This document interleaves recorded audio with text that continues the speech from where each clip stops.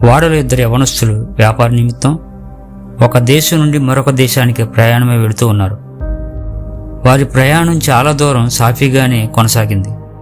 అయితే అనుకోకుండా పెద్ద గాలి తుఫాను ఆ ఓడను తాకగానే ఆ ఓడ బ్రద్దలై ఆ ఓడలో ఉన్న ప్రయాణికులందరూ ప్రాణాలను కోల్పోయారు. ఓడలో వస్తువులన్నీ చెల్లాచెదురుగా సముద్రంలో కొట్టుకుని పోయాయి. కానీ ఈ 2 ప్రయాణికులు మాత్రం బ్రతికి ఒడ్డున తలో దిక్కున పడి ఉన్నారు. విచిత్రం ఏమిటంటే వీరిద్దరూ యేసుక్రీస్తును సొంత రక్షకునిగా అంగీకరించిన క్రైస్తవులు. అందులో ఒక యవనస్తుడు విపరీతమైన దాహంతో దేవునికి ఈ విధంగా ప్రార్థన చేశాడు. దేవా, నేను దాహంతో నా నోరు ఎండిపోయి చనిపోయేలా ఉన్నాను. నాకు త్రాగడానికి మంచినీళ్ళు ఇవ్వు అని ప్రార్థన ముగించి ఆమెన్ అనకముందే మంచినీళ్లతో ఒక బాటిల్ కొట్టుకుని అతని యొద్దకు చేరింది. ఆ నీళ్లు త్రాగి తెప్పరిల్లిన తరువాత, దేవా, మరొక విన్నపం, నాకు చాలా ఆకలిగా ఉంది, నాకు తినడానికి ఆహారం దయచేయము, ఆమెన్ అని ముగించేలోపే తనకు కావలసిన ఆహారం నీటిలో కొట్టుకుని ఒడ్డుకు చేరింది. ఆశ్చర్యపోయిన ఆ యవనస్తుడు, దేవా, నేనంటే నీకు ఎంత ప్రేమ, నేను ప్రార్థించగానే నాకు కావలసినవన్నీ ఇస్తూ ఉన్నావు. కానీ నా స్నేహితుడు దూరం నుండి అతను నీకు మొరబెడుతున్నాడు, ఆ విషయం నాకు వినపడతా ఉంది, కానీ అతనికి ఏమీ నీవు ఇవ్వటం లేదు అన్నాడట. అందుకు దేవుడు, ఓరి పిచ్చివాడా, నీవు చేసిన ప్రార్థనలకు కాదు, నీ అవసరాలు తీర్చింది. నీ గురించి నీ స్నేహితుడు కన్నీటితో నాకు మొరపెడుతూ, దేవా, నా స్నేహితుడు చనిపోయేలా ఉన్నాడు, అతనికి మంచినీళ్లు, తినడానికి ఆహారం దయచేయి, అతన్ని బ్రతికించమని విజ్ఞాపన చేస్తున్నాడు అని దేవుడు పలకగానే తన తప్పును గ్రహించి పశ్చాత్తాపడి తన స్నేహితుని చేరుకుని హత్తుకుని ఏడ్చాడు.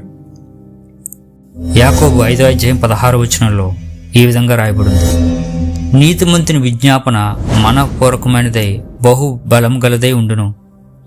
విజ్ఞాపన ప్రార్థన ఇతరుల కొరకు చేసే విజ్ఞాపన ఎంత బలమైనదో ఈ చిన్న కథ ద్వారా మనం తెలుసుకోవచ్చు. యేసుక్రీస్తుని ఎరుగిన నీవు దేవుని ఎరిగి పరలోకానికి నీకు బాటలు వేయబడ్డానికి కారణం నీ కొరకు ఎవరో ఒకరు లేదా సంఘం సేవకులు కార్చిన కన్నీరు ఫలితమే. నీవు సుఖ సౌఖ్యాలు అనుభవించటానికి, దేవుని పరిచర్యలో ముందుకు కొనసాగటానికి కారణం నీ తల్లిదండ్రులు నీ కొరకు చేసిన కఠిన ఉపవాసాలు, బలమైన కన్నీరు అని మర్చిపోకు. లోతు కొరకు అబ్రహాము దేవుని యొద్ద బ్రతిమాలి ఉండకపోతే లోతు కుటుంబం సొదొమ పట్టణంలో అగ్ని గంధకాల్లో కాలిపోయి ఉండేది. యోధా జాతి కొరకు ఎస్తేరు తన పరివారంతో ఉపవాస విజ్ఞాపన చేసి ఉండకపోతే యోధా జాతి అంతరించిపోయి ఉండేది. దానియేలు విజ్ఞాపన దేవుని వాక్కును నెరవేర్చగలిగింది.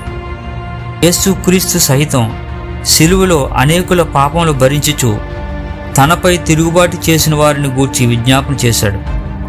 ఇంకా నెహెమ్యా, నూతన నిబంధనలో పౌలు, ఇంకా అనేక మంది భక్తులు, వీరందరూ తమ కొరకు చేసుకున్న ప్రార్థనల కంటే ఇతరుల కొరకు వారు చేసిన విజ్ఞాపన ప్రార్థన బలాన్ని మనం చూస్తాం.